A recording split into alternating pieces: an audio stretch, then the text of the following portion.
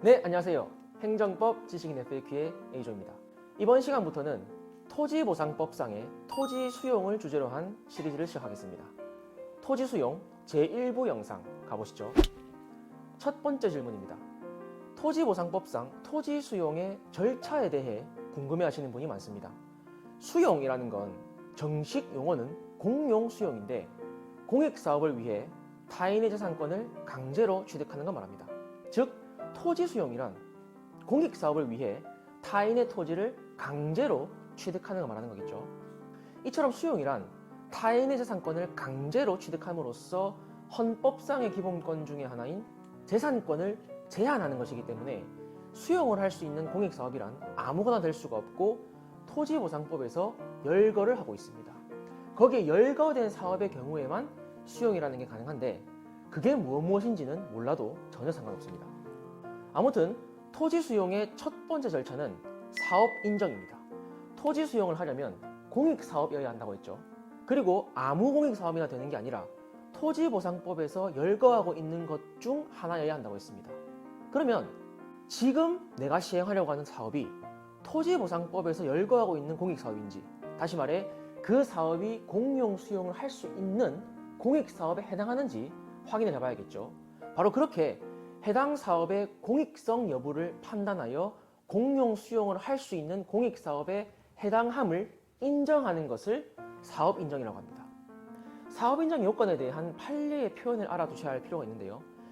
해당 사업이 외형상 토지 등을 수용 또는 사용할 수 있는 사업에 해당하더라도 사업인정기관으로서는 그 사업이 공용 수용을 할 만한 공익성이 있는지 여부와 공익성이 있는 경우에도 그 사업의 내용과 방법에 관하여 사업인정에 관련된 자들의 이익을 공익과 사익 사이에서는 물론 공익 상호간 및 사익 상호간에도 정당하게 비교 교량하여야 하고 비교 교량은 비례 원칙에 적합하도록 하여야 한다. 그러니까 해당 사업이 외형상 토지 등을 수용 또는 사용할 수 있는 사업에 해당하더라도 무조건 사업인정을 해줘서는 안 되고 그 토지를 수용까지 할 만한 중대한 공익성이 있는지를 따져봐야 하고 그 정도로 중대한 공익성이 있다 하더라도 관련된 모든 공익과 사익 간의 비교, 교량을 해야 한다는 말입니다.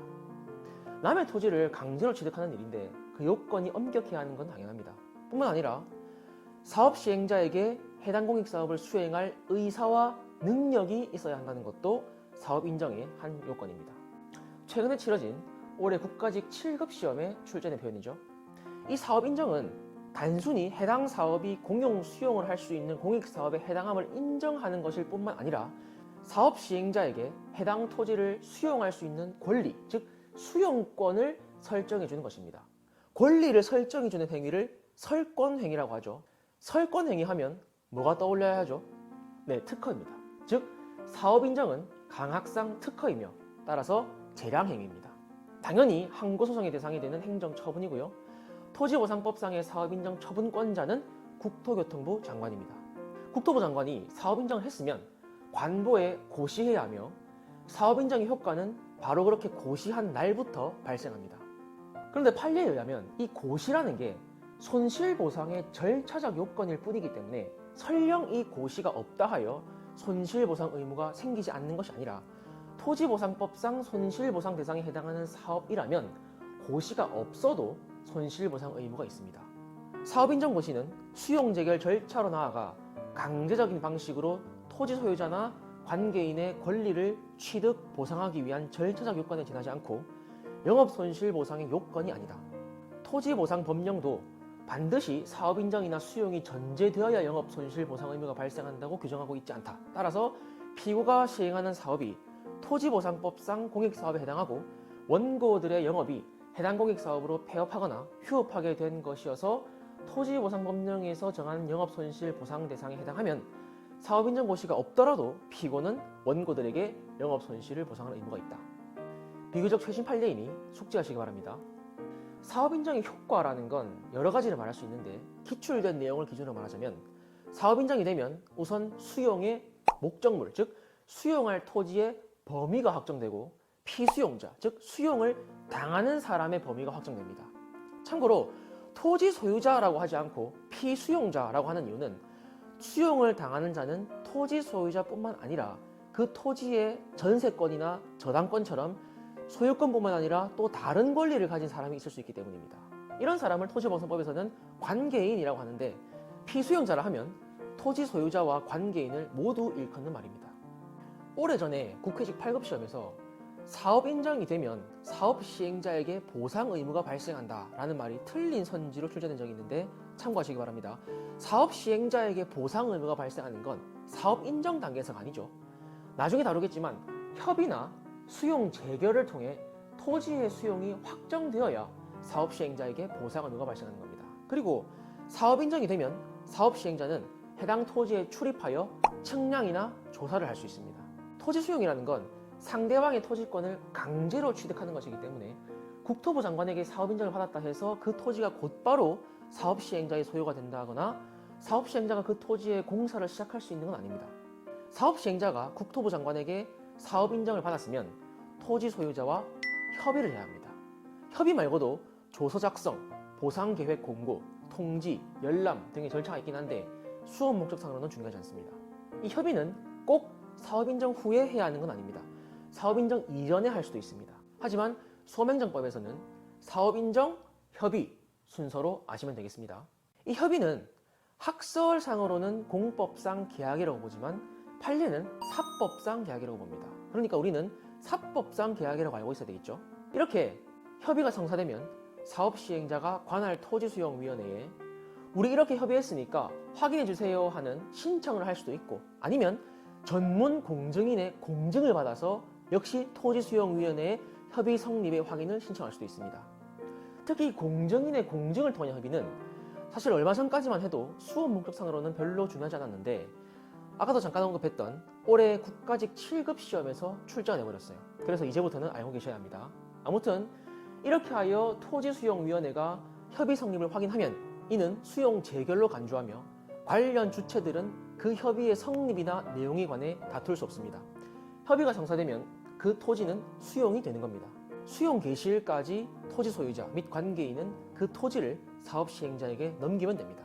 이렇게만 되면 수용 절차도 간단하고 이걸 공부하는 우리도 편할 텐데, 사실 협의라는 게 언제나 성사되는 건 아니겠죠. 협의를 시도했지만 잘 안 될 수도 있고, 아니면 협의 자체가 불가능한 경우도 있을 겁니다. 그럴 때 바로 토지수용위원회라는 행정권을 빌리는 겁니다. 협의가 성립되지 아니하거나 협의를 할 수 없을 때 사업시행자는 사업인정 고시일부터 1년 이내에 관할 토지수용위원회에 수용 재개를 신청할 수 있습니다. 만일 그 기한을 넘겨버리면 그 1년이 되는 날에 다음 날에 사업인정의 효력이 없어집니다. 여기서 중요한 포인트는 수용 재결 신청은 오직 사업 시행자만이 할 수 있다는 겁니다. 그러면 토지 소유자와 관계인이 재결 신청을 하고 싶을 때는 어떻게 해야 되죠? 재결 신청은 사업 시행자만 할 수 있으니 사업 시행자에게 재결을 신청해 달라고 청구해야 합니다. 그러면 사업 시행자에게는 재결을 신청할 의무가 생깁니다. 그 청구를 받은 날부터 60일 이내에 재결을 신청해야 합니다.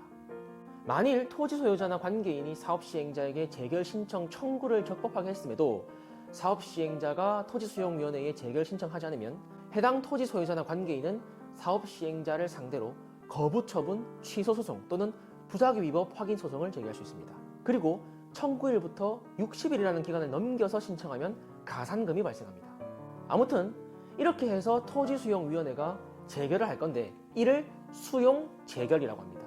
수용할 토지가 어떤 건지, 보상금은 얼마로 할 것인지, 수용이 언제부터 시작되어 얼마나 지속되는지 등을 재결하는데, 사업시행자는 재결서에 명시된 수용의 개시일까지 해당 보상금을 지급해야 되며, 그날까지 보상금을 지급하지 않으면 재결의 효력이 상실되고 사업시행자는 토지 소유자나 관계인이 입은 손실을 보상해야 합니다. 마지막으로 관련 판례 2개만 소개해드리고 제1부 영상을 마치겠습니다. 토지수용위원회의 수용 재결이 있은 후라고 하더라도 토지 소유자 등과 사업 시행자가 다시 협의하여 토지 등의 취득이나 사용 및 그에 대한 보상에 관하여 임의로 계약을 체결할 수 있다고 보아야 한다.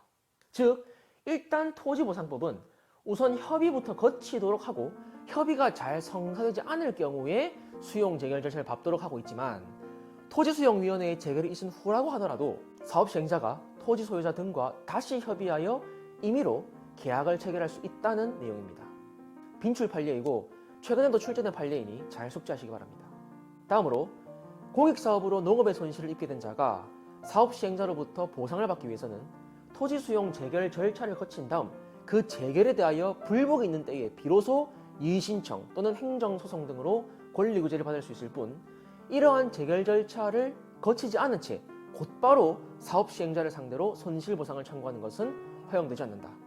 이 판례도 빈출되는 건데요. 판례 전문을 보지 않고 판결 요지만 얼핏 보면 토지 보상을 받으려면 무조건 토지수용위원회의 재결을 거쳐야 하는 것으로 보일 수 있는데요. 우리가 배우기로는 협의가 성사되기만 하면 협의만으로도 보상을 받을 수 있죠. 이 판례의 포인트는 그런 게 아니라 피수용자가 보상을 받기 위해서는 토지보상법에 규정된 협의나 재결 등의 절차를 밟아야 하는 것이지 법에서 정해놓은 절차를 거치지 않고 곧바로 사업 시행자를 상대로 손실보상을 청구하는 것은 허용되지 않는다는 겁니다.